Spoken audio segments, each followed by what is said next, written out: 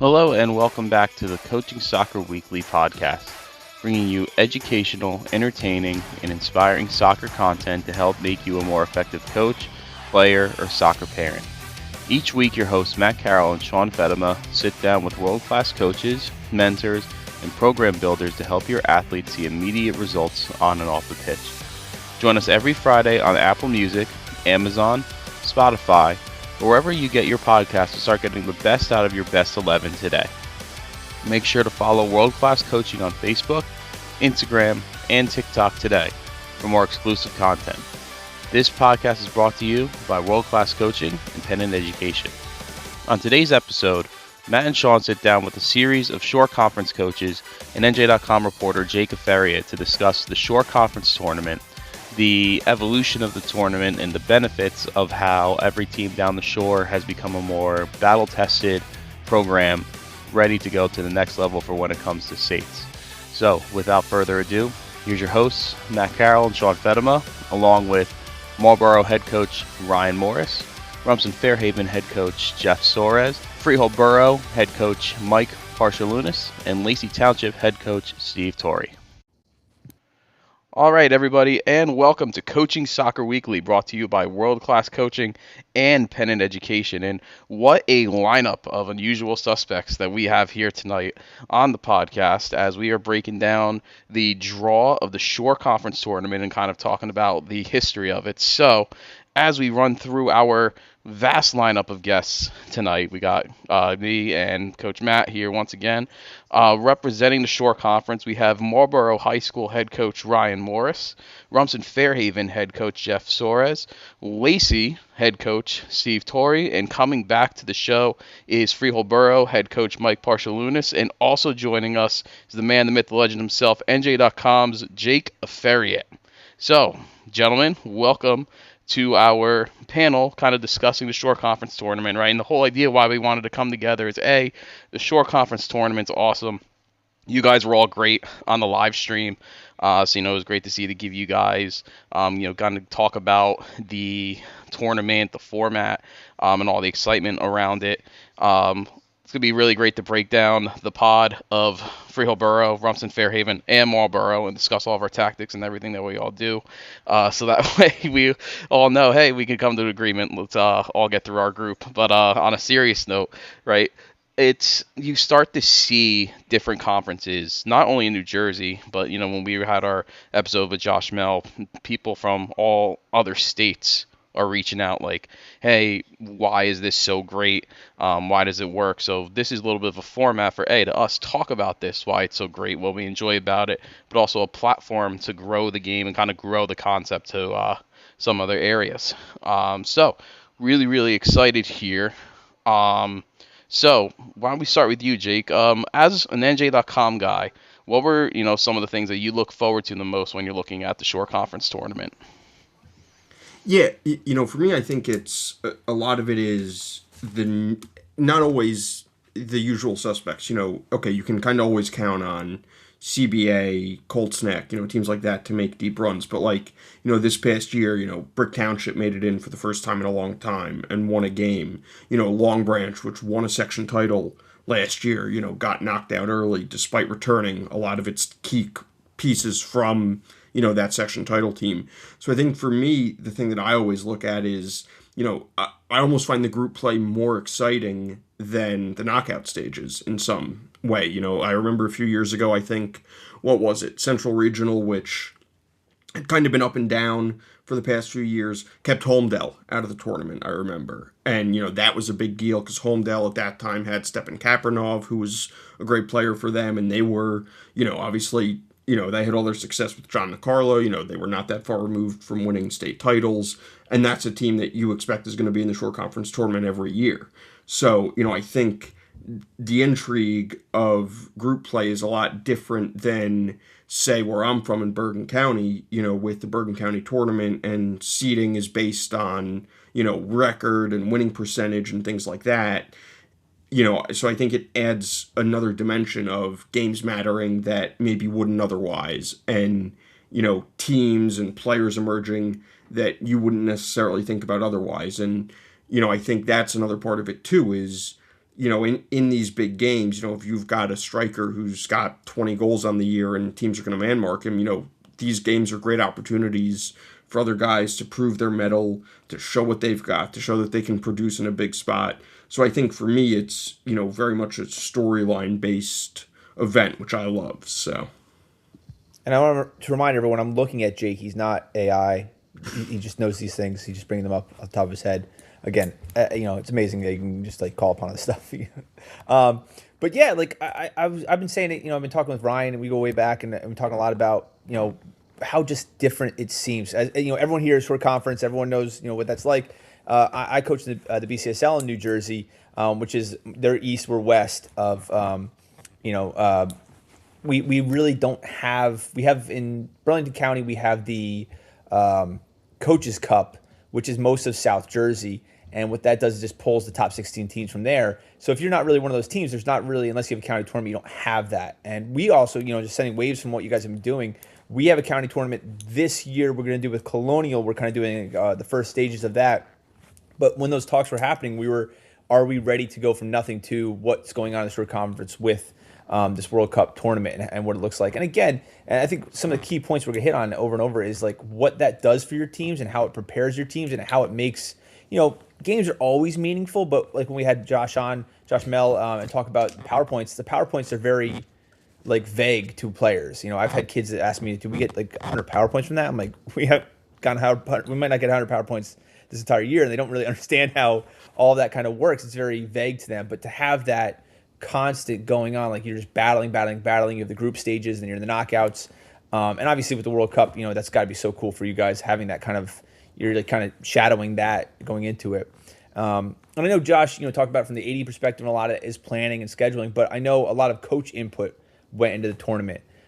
So I know we got a lot of guys in here, so you can jump in as you go, but what role did you guys play and what kind of feedback did you get? And how have you guys as coaches been able to shape this tournament that's been going on for a couple of years now? Yeah, look, I kind of can tell you a little bit of the history of it from the story that I was told. Ocean Township former coach Tom Riley always went into the coaches meetings saying we need a new format and kind of discussed the group stage. And then a couple years went by, John Terleski took over Ocean, kind of brought it up again, and then Josh Mel kind of ran with it when he was the Freehold Township coach. And then when he became the AD, he was able to kind of have a little bit more power to change things. And it's great. I mean, it took, I think, 3 years for us to really figure out to make sure that it works perfectly. So Jake discussed that year with Homedale not making it.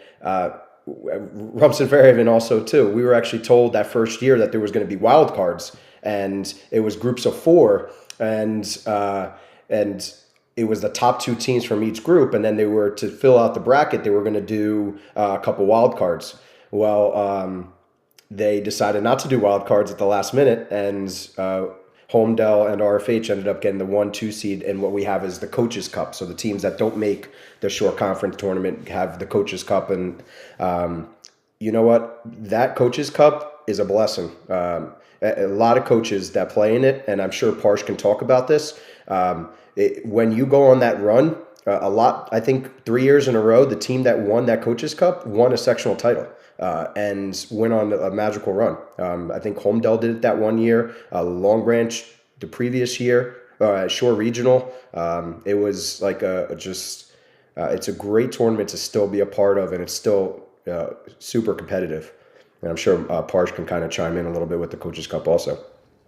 Yeah, and Parsh, can you go into a little bit more about how all this works for anyone that's not in the short conference and how the World Cup kind of works? And so essentially, like this is like almost like an NIT or a Europa League. Like it's a step behind. Like they're kind of overlapping for each other, or how does it all work? It's kind of like that. It's kind of like a Champions Europa League setup. So if you don't qualify for the short conference tournament out of your group, you go right into the pot of teams for the Coaches Cup. So I think the initial Coaches Cup, we were the champions of it. And what it does is it gives teams who wouldn't have it meaningful trainings, meaningful games at a time of year when it becomes really long and you haven't got much to play for, and you're just hoping to either crack into that top 16 of your state bracket or just looking to see the season through. So yeah, it's got an enormous effect on it.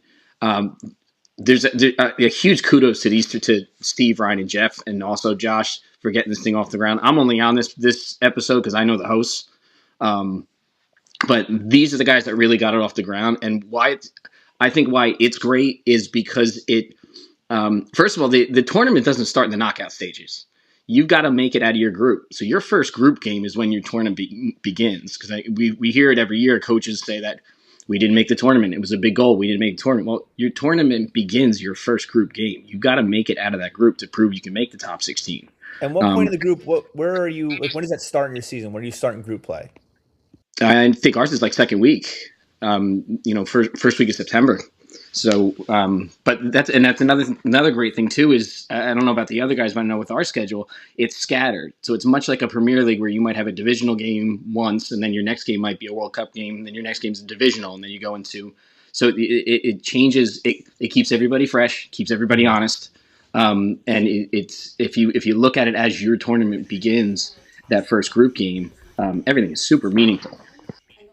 Yeah, Parsh, our first game was actually Manasquan, so third game of the year. We weren't even like a week into the season, and we were already into it. And that was before we even got into any short conference games even. Like, that was like our first, because we went Burlington, West Windsor South, and then Manasquan. So we got into the tournament before we even got into our division play. So, like, what the big, sorry to chime in again, like the big issue with the original format was that you had to be 500 to get in. And so everyone kind of played that game towards the end of the season. Oh, I'm close to 500. You talk to the other coach, hey, do you really want to play? Let's pull this game, or I need a game. I need to get to the 500. So you're calling teams, no, I don't want to play you. So that completely takes it away. Makes games more meaningful, and it's you have your division games and you have your group stage matches, and it just. And now, like when I had the 500 thing, like you really didn't want to play everyone. Now, RFH will play anybody because it doesn't really matter if you're 500. You just have to win your group stage matches. And like to that end, like there was a situation, was it last year, 2 years ago, where I think Monmouth won 2 or 3 games all year, but the only 2 games they won were short conference tournament group play games, and that was enough to get them in the short conference tournament. And, you can argue about whether or not, a team like that deserves to be in. But the fact of the matter is they won their games, and they won the games they had to win. And so, yeah, like I think that also makes it super exciting. You can have a team like that who, if they get hot at the right time or they, win in the right spots, like they can make it in. And, then you guys all have to be on alert. And you're like, well, where'd these guys come from? So, yeah, like I think that really makes it interesting. Yeah, I 100% agree. I think that like it might give your season a lifeline. In the past, if you were 2-7 and it's the week of the cutoff, you have no chance of making it to 500. But now, if one of those wins is a group stage game, like Jake said, you get that third win, and 2 of those 3 wins are in the short conference tournament. Now your season completely flips, the other way, and you have some positivity, and you're feeling good going into this knockout round. So it could take your season from, maybe a lost season or a down year, and now you have a ton to play for going into early October. Yeah, and just to piggyback off of everybody else, I think the last year we did the short conference tournament the way it used to be. My record going into the seeding meeting was 3-3-1, and everybody else was like, 10-2 and 13-1, and I was like, how do I like 3-3-1? Like, there's a lot of cancellations. Due to weather, because we still had grass fields at that time, which fortunately we have turf now. But with this new format, there's no escaping games. You have to play it by the cutoff, and then you still have your divisional games too. So it really packs your schedule really nicely, so that you have a nice mix up of division games, and then you shift your focus a little bit to the World Cup pod game that we see too. So. It adds a fun element for the coaches, for the players, for the fans, spectators. Everybody's in it. Even the officials are really into it. It's just very exciting. And I think for me too, like the other thing that I always enjoy is like seeing all the matchups. Like obviously, and forgive me if I'm stepping on any of the coaches' toes here, but like a big part of the groups is that it's not supposed to be teams in your division, and it's not supposed to be teams that you guys would normally see or would normally get in a crossover or something like that. And so, I know for me, when I go through and I'm ranking teams, whether it's top 20 in the state, top 10 in a conference, whatever it might be, for me, strength of schedule is a big thing. And, I think this is a great way to bolster strength of schedule because, you're sort of forced into playing a lot of these teams that are pretty equal to you. And, the short conference doesn't do home and homes. They're one of the only conferences in the state that doesn't do home and homes. And I think that's also a big part of it too of, you're only seeing these teams once. So that's your only chance to make an impression. And it adds that much more to it also. I do want to chime in because there is a negative to that also. And with the PowerPoints last year where every game counted, and this year they changed it to only your best 10. That was good because when every game counted, you're forced sometimes to play teams that don't have PowerPoints, and you actually win a game and lose PowerPoints. So the fact that the state changed the PowerPoint to your best 10 actually helps out, and now helps with this format too, because when you had to be forced to play a team that had one win, you're getting 6 PowerPoints for a win, and that lowers your average, and it was actually hurting you. And for our one Dutch fan that chimed in, I saw on our Spotify creator list there. So for our Dutch fan, and we also got a Canadian. And so a bunch of you guys aren't from New Jersey, obviously, but love Dutch. In New Jersey, what we're talking about here, PowerPoints wise, is it's the ranking system that we utilize to determine your rankings for the state playoff tournament. So that comes from wins. They get points for winning. You get points for your opponent's winning percentage. You get points for if you lose. There's certain points you can get for every win that you lose. So it's like more of a quality loss. So it's a complicated situation that like goes into different numeric things like that.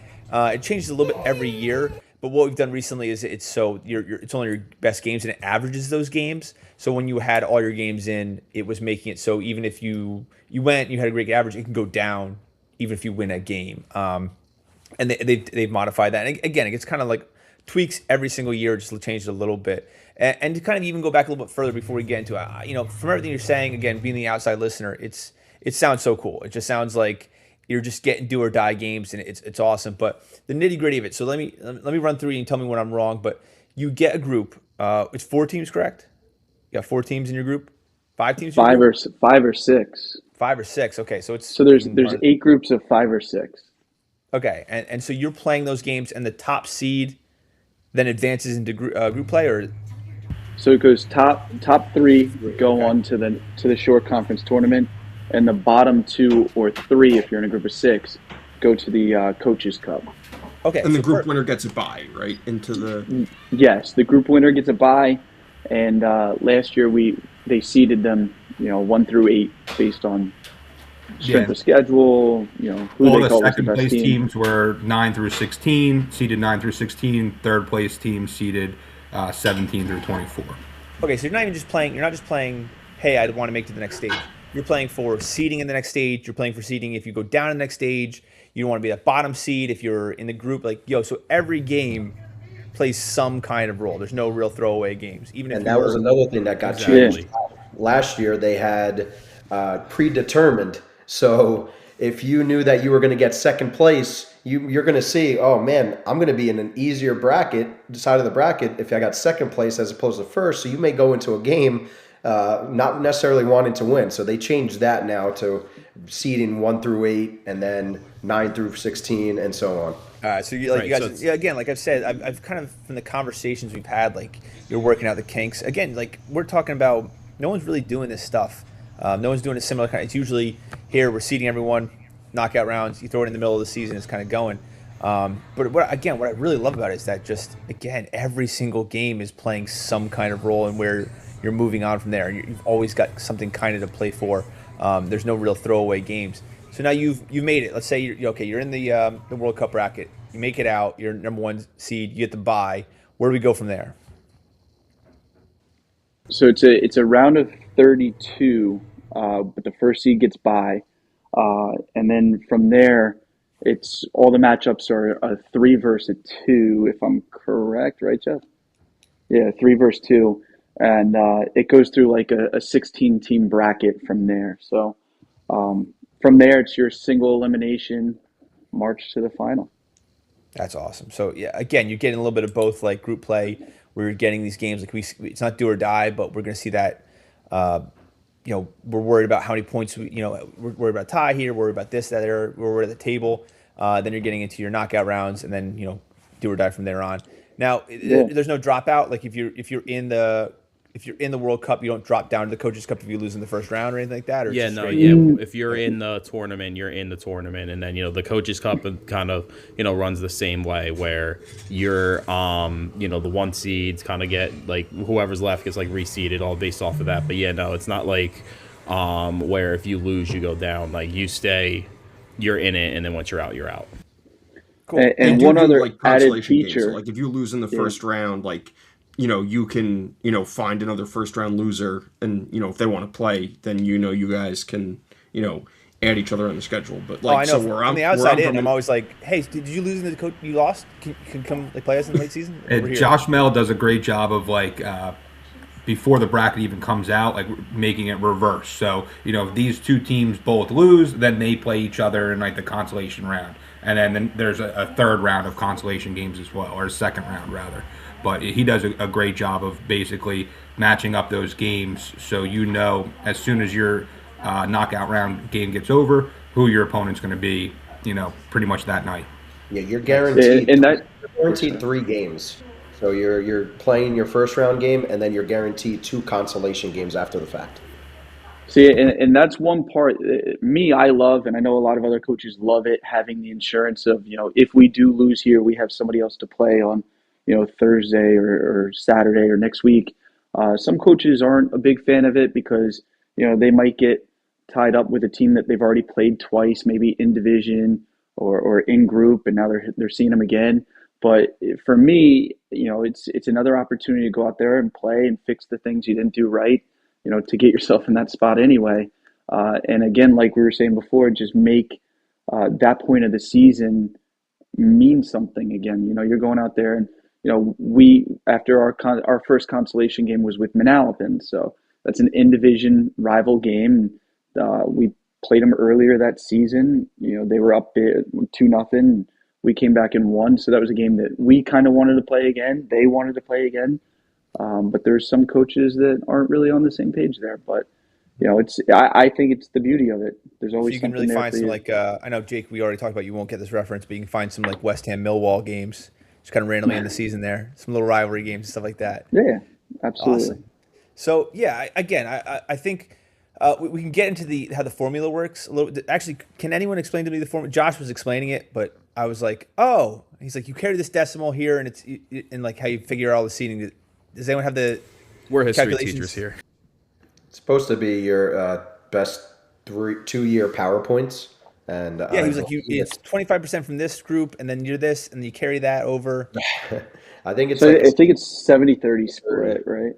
yeah. So last year's PowerPoints is 70%, and 2 years ago PowerPoints is 30%, and then they calculate the two. All right, so you have like a great senior class, and you're a flash in the pan. You're going to get a higher seed, but like it kind of levels it a little bit. You have 2 wins the year before, you win 13 games the next year. It's going to kind of average out a little bit to an extent.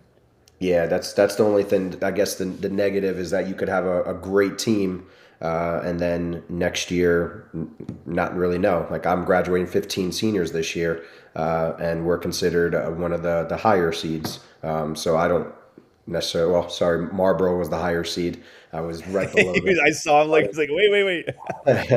But But yeah, I mean, that's the only problem. So I'm going into a season with a lot of question marks, but I mean, you never know. I graduated 22. I'm right there with you, man. But it does also set you up nicely for the next year too. So like even if like Jeff had, what did you say, 15 seniors, right? So 15 seniors putting in the work, had a great season. Now he gets into a group as a 2 seed, and the teams below him, who do we have? Brick Memorial, we have Freehold Borough, we have St. Rose and Pineland. So he puts himself in a group where he's hoping that he can rebuild and compete against these teams that are also trying to rebuild or have a good season themselves. So the better off you do the previous year, you put yourself in a good spot to face even or lesser opponents, and on paper at least. Yeah, and I think too, like in listening to all this, what this does is, as pretty much so much thought goes into it. It takes out, it makes things as objective as possible. It's incredibly difficult with we've got Jake that covers boys soccer, and pretty much Matt Manley that are that can be the most objective. Everybody else is out there, for their own teams, as they should be. And even before it was 500. Jeff and Ryan, you guys remember when we were playing, it was top 16 teams that got, you won your division, you earned your ticket into the short conference tournament, and then it was all at large bids after that, and it stopped at 16. I mean, you got over 40 schools in the short conference where you were hoping just to weasel in at large bids. So it's really difficult to make things as fair as possible based on what your boys do on the field, and all the thought you can hear, all the thought, the math, the algorithms, the formulas, everything that goes into it. The end result is making things that's equal. Having the PowerPoints like listed on the whiteboard in the back of the room and just turning around like doing the math in the middle of class and being like, hey, you're an empty stat. Here you go. Help me out with this. Right. But it sounds like it works. It sounds like it works. Yeah, it's pretty good. Yeah, so what I want to get into now and shifting the focus, I mean, it doesn't sound, I mean, I'm sure we can get somebody on a panel and tell us why it's not great, but it sounds like at every single point it kind of gives you, so many different ways of attacking the season. And that's kind of what I want to talk about now is how you attack the season differently now that the tournament is different. Some of the things I want to get into is like, the nitty gritty of it. Like, what are you doing for penalties? You're in knockout. You're getting to the point, me and Ryan talked this morning or this afternoon about, you're starting your tournament when you said like October 15th, your first knockout stage game. I mean, that's when I'm starting our preparation for penalties for states. That's our first real knockout games without a county tournament. How does having these games modify your preparation during your season? We just had Shap on from Union City talking about periodization. How does that change your sessions? Little things like that. How are you attacking the season differently? Based on you said to Parsh like week 2, you're jumping into the game. So what does that look like for all you guys? If you just want to kind of go round table here and talk about how you've changed things or specific things you really want to focus on, like have worked for you getting prepped for the tournament. So if you guys want to talk about penalty kicks first, I'll sit out since I've lost 4 years in a row in penalty kicks. So I don't know if anybody else wants to step in there. Yeah, actually, everyone, this is a therapy session for Ryan. Everyone tell Ryan what to do. Yeah, I mean, with the schedule, I mean, you're kind of have to be flexible with resting players and how to approach the games and the practices, because we are playing sometimes 3 games a week, and trying to get them motivated for every single game could be tough. I mean, it's different. I mean, football, they have 1 game a week, so to get up for that game is a lot easier than trying to get these guys motivated every time for 3 games a week. And now that these pod games are in there, you're playing playoff games all the time. So they have to be motivated. They have to be ready. Puts a little bit more stress on us, but it's exciting, and it gets these boys ready for a number of games throughout the whole season, so that you are battle tested when the states come around. And I know you mentioned like you played Brick and you didn't think anything of it until you saw them. And again, short conference, it's going all the way from short conference tournament to the Coaches Cup. Like we have some great teams, and there's no easy game to when you get into the regular season or the Coaches Cup or anything.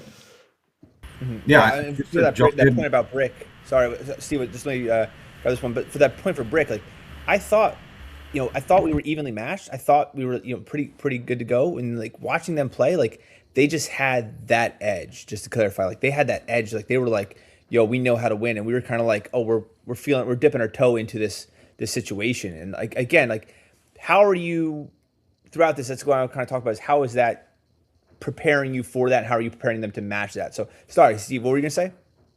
No, all good. I was just saying that, it puts you in a situation where you have to be like in as good as as possible from the get-go. Like we played Middletown South the third game of the season in a pod game this past year, and we had knocked them out in the round of 16 the year before. We knew it was going to be a big game, and we ended up losing to them in overtime, on September 8th. And my kids were heartbroken after, on September 8th. So, you don't think of that, like the reverse. How are you then when you are experiencing those kind of losses? You think about the battle tested. Hey, we did this stuff, but like, yo, September 8th, you're crushed. What are you doing for that? Yeah, exactly. And then we have 5-time reigning division champs Toms River North coming in 2 days later that I have to find a way to get those guys up for and say, hey, that stung and it was rough, but we got to dust ourselves off and be prepared to play a monster division game in 36 hours from now. So it adds a wrinkle to it. From the nitty gritty, like what did that look like? Like what were you saying to the players? What did your sessions look like? What did that part look like?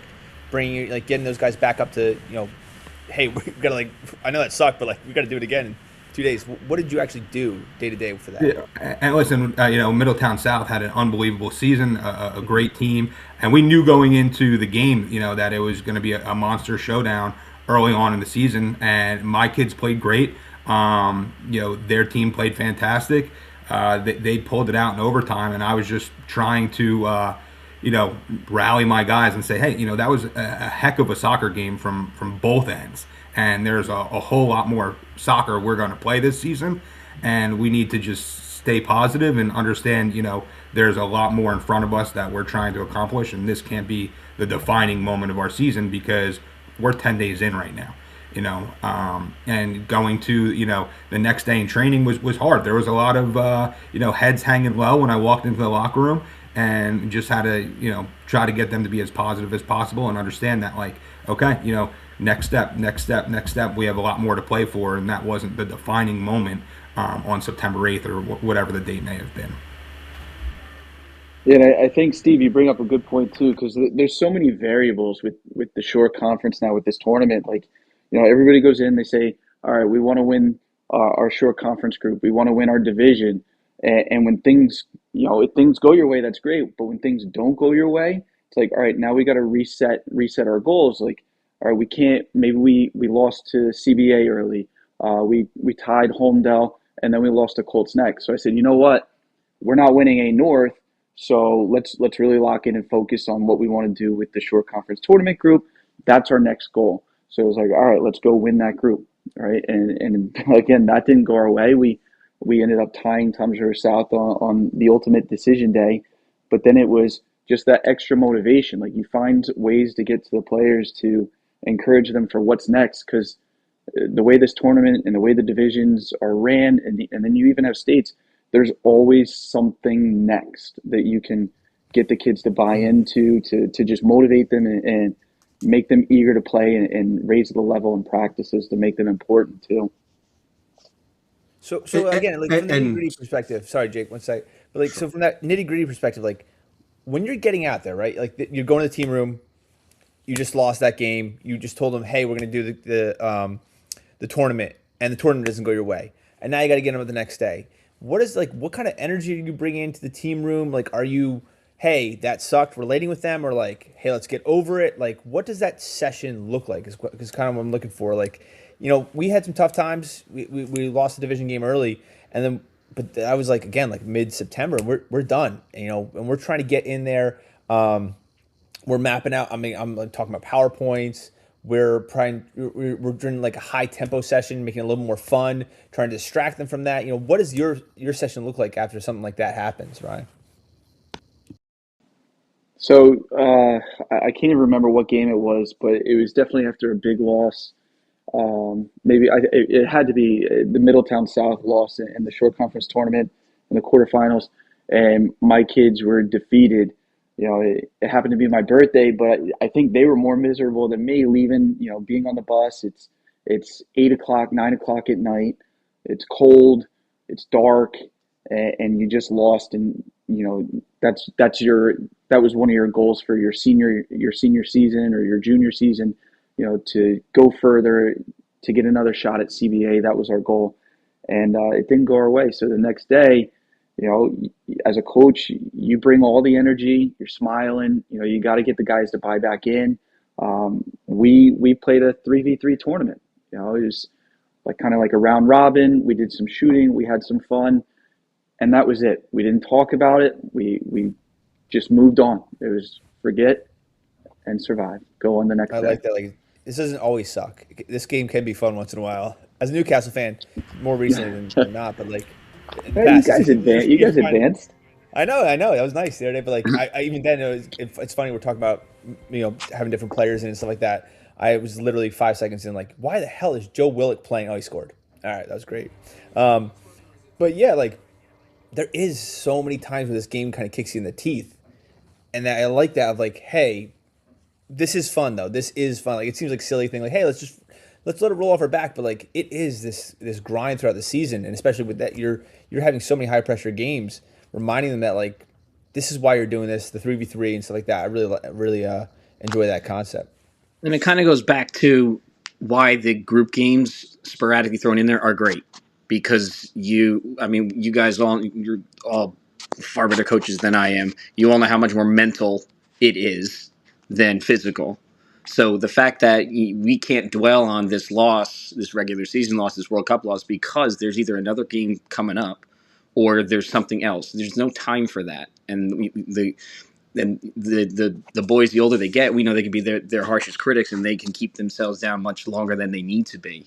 So the fact that your schedule never stops, and you have another game, and you've got another another life, so to speak, in that postseason spot, it doesn't give them time to dwell. You can look back, you can reflect on stuff, but you try not to dwell on it, and you try to move on as fast as you can, and your schedule helps you out with that.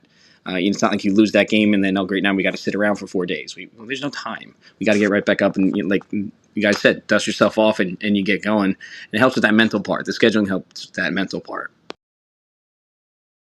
Yeah, and like, I mean, I'm curious for you guys too. Like, I know transparently, like, sometimes one of my gripes with the Shore is that Shore teams don't play teams outside the Shore Conference. And, for me, like, a lot of you guys here pick up, like, tough non-conference games and, like, sandwich them in there. Like, Jeff, I know you guys played Westfield this year, like, right in the middle of all that, and they're a perennial state power. Like, Ryan, I know you guys played a bunch of tough games. Like, for you guys, like, do you like getting some of those out-of-conference games to kind of break things up and not always see the same teams, and to maybe give your guys a letdown and say, you know what, hey, if we lose a non-conference game to a good team, like, it's okay. Like, it's not the end of the world. It's not like we're losing, a Shore Conference tournament game. Like, do you like kind of sandwiching those games in there?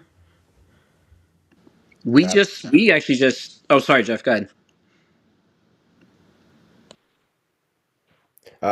Yeah, no, I love playing. I don't necessarily have the connections too much with the teams from North, but I'll play anybody, and I try to at least get a couple of teams in there. Yeah, you mentioned the Westfield game. I mean, they didn't have the best record, but they were one of the best teams we saw this year. And I think us having so many important games early in the year helped us in that game, and we kind of, I think, shocked them a little bit. I don't think they were expecting that. I mean, they had to travel quite a bit to come to us, but and then maybe they were a little jet lagged.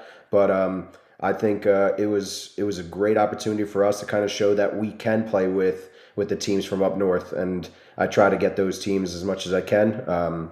And the problem is that we kind of set up our schedule in the Shore Conference a little later than the rest. So when we do reach out, they already have their schedules all lined up and ready to go. So it's a little more difficult. So when we do play them, it's like later on in the season, or prepping us for the state tournament or something like that. Yeah, we just started that this year. Going, Matt, we luckily picked up you guys, and then we went down to Seneca. We went to West Windsor, Plainsboro South.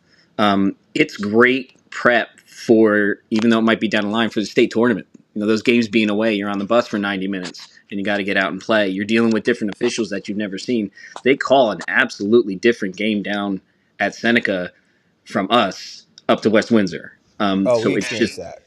Yeah, it's Seneca, and yeah, we experienced that. But it's great. But it's great. It's that exposure to everything because that state tournament. All bets are off. The state tournament. You can't. You come that far, and then it's literally one and done. So that exposure is great, and just to get out and see the norms. Those teams mentioned how we don't do the home and homes. That's great. You got potentially could see a same team 4 times in 1 year, with that home and home schedule. So just seeing the parity of the entire state makes it a lot more fun. Yeah, no, like where I'm from Bergen County, and like the NJIC, which is one of the small school conferences up north, like Emerson and Waldwick are in the same division.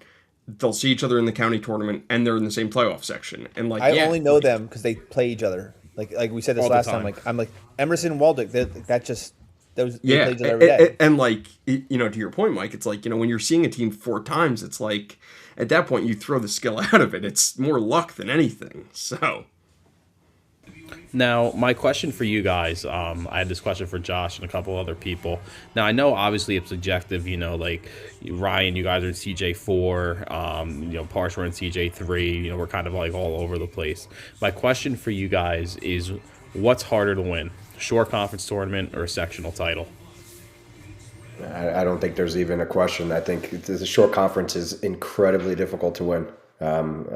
You're going against Group 4 schools. You're going against perennial private schools. Like it's incredibly difficult. Rarely do you see a Group 1 or Group 2 school win a short conference title.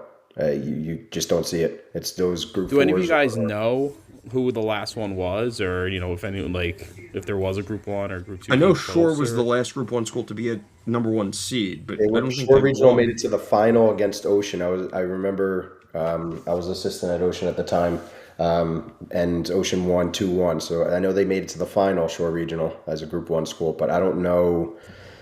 I can't tell you. And then, Steve, you guys had a great run. What was it last year? What section are you guys in? We're in South Jersey 3.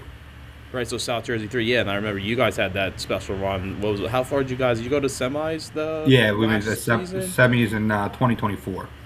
Right, yeah, because I remember, and I think that's the beauty of it too, is you see a team, like Steve and Lacey, they went on their run, they made a great run, and you kind of see these teams pop up, and it's just a special opportunity to even, again, you're so much more battle tested for states now, and everything, so it's really a great format.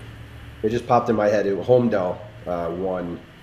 They had like a 5-year run where they went to the semifinal or final. And they beat Ocean 1 year, I think 7-0 in the final or 7-1 in the final.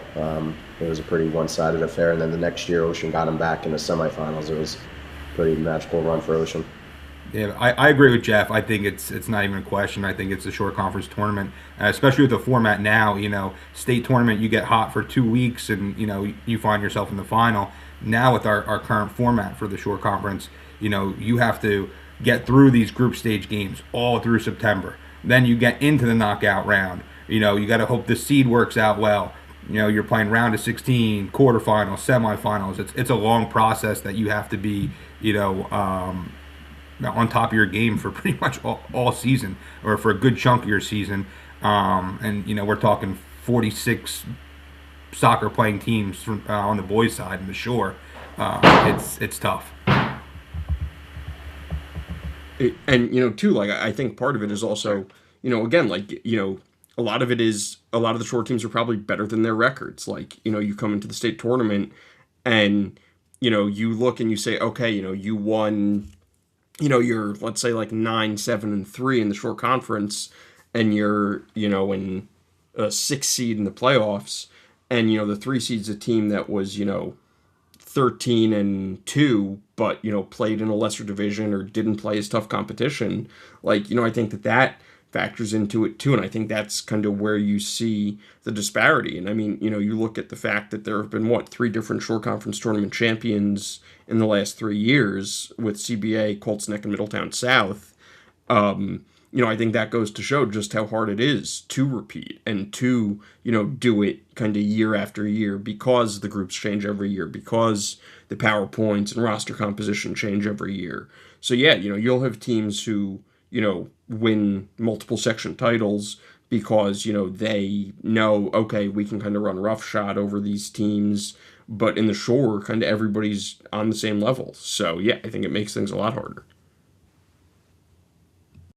Can always add in there the whole reason that makes high school soccer so exciting, the fans. All the kids, they know each other. They play on club teams together. They might have gone to middle school together, and you get close towns like Marlboro versus Manalapan, or Rumson versus CVA, or Lacey Southern. Those matchups. You get all these club kids that play together, and because of that, their friends come to the games. Their families are all there. And you get these packed houses, and some of those times. But in the state games, you get some away visitors that come now and then. If it's a 2 o'clock game, nobody's able to make those hour drives to get there. But I think the short conference tournament is so much more difficult than to win states. But speaking just of the caliber of play of the shore, if we look at a lot of the state tournament brackets, obviously we have 2 coaches here who are in Central 3. Of the 16 teams in that bracket, 8 of them were from the shore conference. I think you'd be hard-pressed to find any other bracket in the state that had that many teams from one conference in it. So clearly, every team is good and every team is hitting their stride and playing well at the right time. South Group 3, obviously, I can think of, Steve, you guys in the Toms River schools too, and, things. So I think pound for pound, to, again, not to go all wrestling on everybody, but, I think pound for pound, the shore definitely produces at a higher rate. And I think that's part of what makes the tournament so difficult. Yeah, and how do you guys think? Does that put more on you guys? There's games where I'm like, hey, let's do this, that, and you're trying to get up for every single game, and you're preparing every game like it's a final. But the reality is, it's not always like that. But for you guys, it sounds like it's the highs and the lows and things like that. So when you're designing these sessions late in the season, you've got the balance. Hey, I'm making a run in this tournament, but I'm also in the horizon, or even kind of intertwining that at this point. I'm getting prepped for states. How much are you doing a balancing act with that? And how much are your sessions, for some of you guys that have been here longer, how much are those different than you were when you were just having that knockout county tournament? Short conference tournament, you could have been done October 14th for games for 2 or 3 weeks to make practices, important, to make them count, to make the players, stay committed and stay mentally locked in. So it's definitely a lot better now. The way the short conference ends, and then a week later, the state tournament starts. So you have it ends, let's say, the 25th of October. States start November 2nd or 3rd. So you have 9 days to prepare. So there's opportunity to give the kids a couple days off to rest, to just recover, relax, come back, refreshed. And then there's other coaches that are still full steam ahead. I gave my guys, I think, 3 days off at one point in the season because they were mentally just out of it. They seemed like they were checked out, at least to me. And I was like, all right, guys, you know what? You're taking Friday, Saturday, Sunday. I think Halloween fell on one of those days, so it kind of worked out okay. But give them a couple days off. They came back, and it worked for this group. They made a really good run. We got to the semifinals in Group 4, Central Jersey. But so it does allow you for that, that kind of that gap between the two, because that's something we did not on purpose, but by accident. Last year we went to the sectional semifinals, and we had an okay record. We were doing fine, and we were 3rd in our division, which wasn't great, but we kind of got that point where we get that rest. And I know that's not really the way things have always been done. It's the days off and things like that. It was supposed to be, it's 7 days. This is a commitment. And early in my coaching career, I was really against kind of giving those days. I'm like, no, they got to be with me. Even when we're doing something, they got to be with me. But we had a week off going into states just because the game got canceled or got moved. And I gave them a 4-day weekend, and then we were able to sit there, and we did a lot of preparation. We did a lot of mentality stuff. We were listening to stuff from LeBron James, and we were doing yoga. And it was hey, this is all good stuff that's kind of filling up our cups and getting us ready. that we weren't really doing during that whole grind. So you guys do get a little gap there, and do you guys all do that, or do you give breaks, or are you guys more like the full steam ahead kind of guys, like Ryan was saying? I think the format kind of gives you flexibility with your team and how the season's going. Like 2 years ago, when we made it to the semifinals, we got knocked out by CBA a week before states. And at that point, I know me and my kids were both physically drained, emotionally drained. We needed that week to just mentally, kind of dust ourselves off and rejuvenate. This year we got knocked out much earlier, and now I'm, immediately looking at opponents to line up before the state tournament. Hey, do we want to get on the road? We play on the grass, so do we want to go somewhere that has turf? And I'm putting so much more effort into that state preparation, where when we went far in the short conference tournament, that week was just kind of like, okay, we're going to recover, rejuvenate, and get ourselves mentally prepared. So I think that the format allows you to cater to your team's current situation and how the season's going. Yeah, I think a lot of coaches have like that mentality of like, we have to meet every day, or you feel guilty if you're not meeting, and it's okay if you don't, if you just give them a day off or 2 days off, to get away from everything, the craziness. I mean, they become a family, so they start fighting like brothers sometimes, and they have to get away from each other. So Yeah. it's really important that you do give those breaks and those days off, and just to kind of mentally just get away and then come back rejuvenated and ready to go. And I think a lot of it too is knowing your boys. You might have a group that year that is gung ho. I think one of the it's if you I love college basketball growing up, and I was a big fan of Coach K and Bobby Knight. And Coach K lasted a lot longer than Bobby Knight, if you ask me, because Coach K was able to adapt. Bobby Knight was always the one way, and that was it. And if you didn't like it, off you went. Yeah, So I I saw think a little Coach K when you get that penalty against us. yeah, When that he got got weird, penalty right? against Yeah, Wheeler. Yeah, that was I saw a little weird. Coach K Yeah. there. Yeah, or It went in. Yeah. But but just adapting and not having that cookie cutter every year coming out saying this is how we do it. I think knowing your boys changes. They're the ones that step on the field. They're the ones that have to play, and we have to set them up to be the best that they can be. So as much as we think it's got to be so much, I think giving them that autonomy and saying what do you think we need, and having them, that helps the buy-in, but also it gives you that insight to them as well. We know what we want the team to look like, but they're the guys that got to execute in the end. So having that always helps us with the buy-in too, and then lets them know that their input's important, their opinions are important, and it's a group thing. It might say head coach after our names, after everything, but really we're not the most important. So it's like not only just raising their team level, like we're talking about how it's raising the team level and their battle tests and stuff like that, but it's almost like it's challenging you guys in a positive way, but challenging you constantly to reinvent how you're attacking different situations, and you guys are getting so much variability in those situations. Like you said, if you don't go so far, hey, I'm going to take an away game down in Delsey or something like that and go travel an hour and a half and figure out what that bus ride looks like, or you're getting that stuff. So you aren't getting those days where it's like, hey, this is a game, it's important. You're more worried about keeping the kids, intact. It's challenging every day to deal with so many different situations, huh?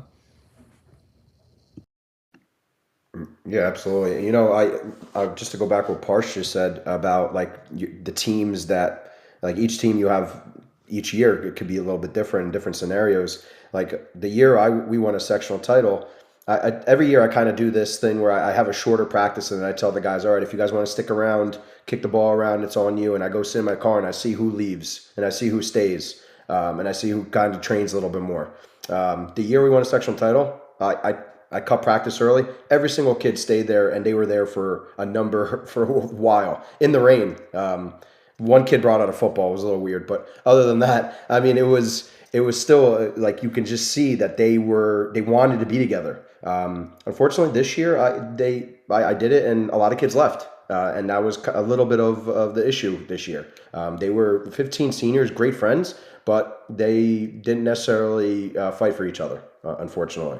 But again, every year is different. So I do those little tests to kind of see where their buy-in is. I love that. Me and Fed used to do something where we would have we'd have these kind of fake blow ups. I'm like, Feddy, I'm gonna like really get on a kid today. And I'm gonna be Cat like and angry. arrow I'm practice. I'm gonna really like. Then they stole it from me with what's the show Fed Ted Lasso. Ted Lasso. You were Led Tasso. Everything I did, he stole from me.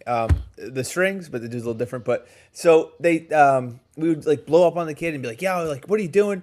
And it's just to see like how do they handle that pressure, how do they handle that kind of stuff, and to get them battle tested. And you're talking about the parking lot thing. What are some of the things you guys do to kind of, and it may not be like that particular thing, like you doing something, but how do you recreate that pressure in your sessions to try to prepare the kids for that mental the load that they're gonna have to bear, where you're, say, playing for the sectional championship here, or you're playing for a county tournament here, or you're playing for a group stage game. Like every single point of the season, you are just seeing that. How are you recreating that in practice? I think just creating different challenges in practice. Let's say we're doing a shooting drill, I'm like, all right, guys, we get 5 goals in a row. We're done with practice, or 3 goals in a row, whatever it might be. And it's just simple little things just to make them step up and elevate in their level, their play, so that they're not only mentally focused but physically they're ready to go too. We scrimmage the JV a lot, and I'll tell my guys, all right, they're up 2-0, and here's our objective. Like situational stuff. Exactly, yeah. So we'll slide into a different formation. They'll have a limited amount of time to score, whatever it might be, but just to let them know that it's not just a scrimmage at this point. There's a focus. There's a reason behind these tactics that we're doing. And part of it, before we played Colts Neck, we switched into a 3-5-2, and after the first practice, I'm pretty sure I called Jeff and I was like, I don't think I can do this. This is crazy. Like, we ended up losing to the JV team. And it was bad. It was really. Been there. You're like, I don't know how many coaching points, guys. I figured out. I was like, clear as day. Remember that one. The 3-5-2 is not it. And I just sat on it a little bit. We came back. I was like, no, guys, we're doing the 3-5-2. It's gonna work. And you could already see, like, in their heads, they're like, I don't know. I was like, it's gonna work and it's gonna be fine. And we went through it. And the next day, it looked a lot better. There was a lot more chemistry. They understood their roles and what to do. But I think overall, like, that's the whole point. Like, if you motivate your kids, you challenge your kids, whatever it might be, something small in practice and training, it's gonna make them ready, either mentally or physically. So. All right. So with that being said, now we've kind of heard a little bit about your game prep and how the tournament works. But we got Jake on here, so you got to see some of the lineups. It's amazing that you guys do this. So cool, and I know you guys were on the show as well. But they do a live draw. They go through and do the ping pong balls and all that stuff, and you figure it out. And they did a whole show. So now you've got that information, Jake. What are some of the key matchups you're really looking for as a reporter? And what are some of like the big storylines going into the tournament? Yeah, so like as we were talking here, I was going through a bunch of the different teams. Like, there aren't, returning production, I think, kind of is, I'm not going to say down across the board, but if you look like at the number of double-digit goal scorers back for a lot of the teams, it's not a lot. I know a few teams here were pretty senior heavy. So again, like, I think I'm looking for, new faces to step up. You look at teams that, maybe had a down year last year. You look at a team like Howell that won 4-13. When's the last time a team like Howell ever only won 4 games in a year? And it's like, teams like that, can they use this tournament and these games to kind of get right and get back on track? And I mean, if we look at some of the groups, like, obviously the group with, Marlboro, Rumson, Freehold, Borough, like, Burke Memorial, those are 4 legitimate teams that, could finish in the top 3. Same thing with, in Group 4 where you've got Manalapan, Thomas River South, Long Branch, Middletown North, and you kind of look all over the place, and you can talk yourself into, I think, a lot of different scenarios where you can say, okay, well, based on who's back for this team, or based on who they're playing and past results, So, I think that makes things super interesting. So, again, like without doing a deep dive on every single roster, I think to me We got the time. groups. What'd you say? We got time, Jake. Start with pod You 6. gotta go, Jake. There's definitely one. There's definitely one group that every coach I've talked to kind of they circled. That's Group Two. Group Two with Freehold Township, who was somewhat of a surprise team last year, but will always kind of bounce back. Homedale, Jackson, now two schools combining is. I mean, they always have talent. Matawan took CBA to almost to overtime last year and bring almost everyone back. And then Southern, I mean, Nicarlo always has his teams ready. Like, I legitimately I don't know who's going to be the top three in that one. That one's like the one that everyone kind of talks about. It's definitely, I would say, the group of death. Yeah, no, I certainly think that, again, you look at, obviously anytime, CBA's in a group, that always, I think amps people up because, it means more probably to beat a team like that. Colts Neck too, with Sean Moore and, him chasing short conference history and things like that, that's a team that's really come on. And, like Toms River North, I think they scored 24 goals all season last year, but they won the Coaches Cup last year, Can they get back to the Toms River North of old and, find a marquee scoring option? And again, like that's a team that's going out and playing like Kearney, Pingree, and Delran, in their off days. And, so yeah, you look at a team like that and you say, okay, they were probably better than their record last year.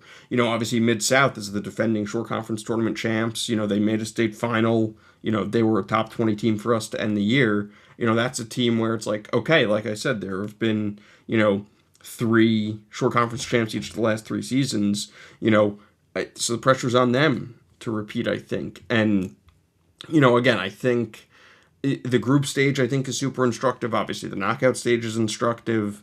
So yeah, like I think to Jeff's point, Group 2 certainly, but again, I think in each of these groups you can pinpoint, 1 or 2 matchups where you're like, oh, that might be a trap game, or if you're not careful and you only come away with a draw when you need a win, you might be on the outside looking in. So, all right, and finally, who's the winner and why is it Marlboro? In Marlboro, it's a lock. It's a lock. Lock it right.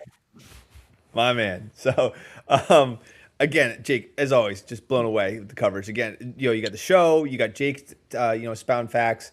It's just unbelievable, and I think that's really cool for the players as well. I think I always hook on to with the shore conference, being someone that lives in the shore but works somewhere else, is the Surf Taco Award they give out.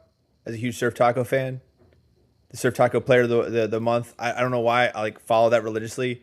I love Surf Taco, so shout out them. Be a sponsor. We'll hit you up. So last thing we always kind of do to kind of wrap up every episode is just, this is all great. This is so cool. But you're living in Montana. You're living in Canada. You're living in Holland. The Netherlands. Thank you for listening. Yeah, the Netherlands. If you're one of those guys, we want some. You listen to all this stuff. It's really great. What can you got a session in an hour? What's something you can take from this podcast and utilize? So if any of you guys got a drill that you'd love to talk about, it doesn't have to be. We're an anti a pep podcast. We're always ripping them apart. It doesn't have to be a Pep Guardiola drill with a million coaching points and 10,000. I know Ryan likes that as a Man U fan. But what is like a go-to drill that you love, that you're like, I'm sold on this? It's not even the most amazing drill in the world. I just have such great coaching points for it. So if anyone wants to share their drill there before we wrap things up. So I'm a big advocate of rondos and just different variations of them. Not just like 5v1, 5v2 in a circle, but my favorite and go-to is this thing called picture frame possession. That's what I call it. There's a larger box that's probably about 20 by 20 yards, meters, whatever you want. And then there's a smaller box on the inside, like perfectly in the middle, that's about 8 yards by 8 yards. And on the inside, you got a 3v1, high pressure, tight space, trying to keep possession. As soon as that one defender wins it, he's playing it out to the bigger box, and it becomes a 5 versus 3. So then they're possessing. You got bigger space, but you have 3 defenders working together in a unit, pressure, cover, balance. And then once those 3 win, there's 4 plug goals on the outside that they're looking to try to win and get that ball to too. So it's a quick transition from attack to defense to attack again. I love it. It's fun. It's entertaining. You swap teams, swap players, and it's a square grid, so you can literally make anything out of it going forward for the rest of the session. Ryan, I'm going to need you to talk slower next time. I was trying to write that down. It seemed really good. I'll email you a PDF. I appreciate it. Great transition. We just started the Patreon. Now, we don't have anything under the paywall yet, but we will be sending out show notes, so we will be sending that out. And all the drills that you guys talk about, we put those into articles on the website, so we can check those out as well. I'll throw mine out there. Something that we do pretty much almost every session. You guys have all played against us. We're normally very high pressing, a lot of energy. I call it the hunter drill. It's usually, you can make the grid however big you want, 20 by 20. There's 7 guys inside the grid, and we have two pug goals at each end. And then on the outside of the grid, I have groups of 3. And I send those groups of 3 in for about 30, 40 seconds going, as hard as they can for those 30 seconds. If they win the ball, they can go score in either of those pug nets, while the 7 are trying to maintain possession under, extremely high pressure. Those 7 lose the ball. They're trying to hunt that ball back and win it back before those 3 score. After about 30 seconds, I'll say, okay, new 3. And then the next group of 3 comes in and gives them 30 seconds of high energy. And, we start a lot of our sessions with this, and it gets the energy going at the beginning of a session, and it brings out the competitive juices in the kids for sure. Dude, and the name of that drill matches your hairstyle perfect. Yeah, so Steve mentioned it. What a lot of people don't understand with high school soccer is that it is incredibly fast. It is high pressure. It's different than what you see sometimes at the club level, where it's a little bit slower and ticky-tack soccer, and it's a lot more direct. So with me, I try to get my guys trying to get comfortable in playing in small spaces. So I do a similar thing with Ryan. It's like it's a kind of a rondo, but with transition. So you have a group, a 15 by 15 box, and a 15 by 15 box that's about 10 yards away from each other. You have a group of 5 to 7 players in one box and 5 to 7 players in the other. When you say go, 2 players from one box is running over to the other, and they're possessing in a small area with only 2 guys. Once they get their 5 passes, then they pass it to the other box. They communicate with each other. 2 guys get sent to the other side, and they possess. So it kind of gives them time where nobody's there to kind of make those quick passes while no one's there, and all of a sudden feel the pressure that someone's coming behind you, and having to make that crucial pass in a tight space so that you can get it to the other side of the field. So that's just another one that again, you want to try to get your guys to get comfortable playing in those tight spaces, so that when when an outside back gets the ball into the corner, he's feel comfortable enough to play back to his goalie, or the center backs getting comfortable playing with each other in the backs and so on. Mine's got a little different objective than the other guys. Ours is kind of like that when you need a break, when you got to break the tension or whatever it is. So we call it Swedish fish. It's got a ton of different names I found around the state. I don't know why it's called Swedish fish. It's just how it was brought up. But it's essentially is a shooting game. You use a regulation goal. Your first line of cones is your shooting line. That's about 20-25 out. And then about 10 yards behind that is your start line. And you can have guys in groups of 2. And then you just alternate shooters. You stop at the first man dribbles to the line. Next man shoots, and then both of them have to, after they shoot, they run and they become the next keepers in goal. And then the team behind them becomes the next 2 shooters. It's a simple little format, but you can really get creative and have fun with it. The one creative thing that we did this year, instead of 2 guys, we actually did 3 guys. So now you've got to get past 3 keepers instead of just 2, and we incorporated combination passing at the front to buy some time for the keepers. So just the basic foundation of it. It's a blast, and then the further away you put it, the guys are actually getting in a ton of fitness in between their shots and stuff, so you're kind of sneaking that in without them even knowing it, because the game is so fun and intense. But it's one of those ones that gets any group enjoys it, any age level too. It's a great one, and you could even go 1v1 as far as you being the coach is the passer and the kids always shoot. They become shooter, then keeper after that. And I'll build off of that too because it's like the soccer version of knockout for basketball. Yeah, I was gonna say that sounds. Yeah. Sounds, Like that, it's been called lightning. It's been called like lightning. Everybody's got it. That's what I heard. Lightning. Yes. Yep. Everybody's got it, and it's the same exercise, and it's I don't know. It's just what it is, but it's a winner. It's a total winner. Classic. And building off of it too, because I obviously saw it. I'm like, all right, this is awesome. Took it from my freshman team. Is you're building into it's that competitive edge too. Because what I love, like what Parsh added on to that too, is if you get knocked out, you got to go behind the goal. If you say someone takes a shot, hits the post, or they just completely miss the net, and you catch it, you get to buy yourself back in. So one, it's great because you get to protect Coach Fed's car that's sitting right behind the net when I pull up late for practice coming from Hightstown. So that's awesome. But two, it's even just building in that awesome idea of competitiveness for short conference games and eventually state. So Parsh, thank you, because that was a fun drill this year. And I love all these drills. These are fantastic. And if you're like me, or you had to listen to Ryan, he talked way too fast, and I don't do that at all. I'm gonna have these as articles on the website and go back through all of them with videos and things like that. And really, I'll probably have to text Ryan or Steve and be like, "Can you just diagram for me one more time?" Because I'm very much visual. But to not leave you out, Jake of Rumson, Freehold, Marlboro, and Lacey, which has the best pizza closest to the field? Ooh. Dude. Honestly, this is gonna. So we asked you to rate everyone in the tournament. You're like, I'm nailing That's things. That's not even a good question. Frozen. That's such a North This is a Jersey. no-brainer. This is a no-brainer. It's Parsh. Gotta be. Federici's right there.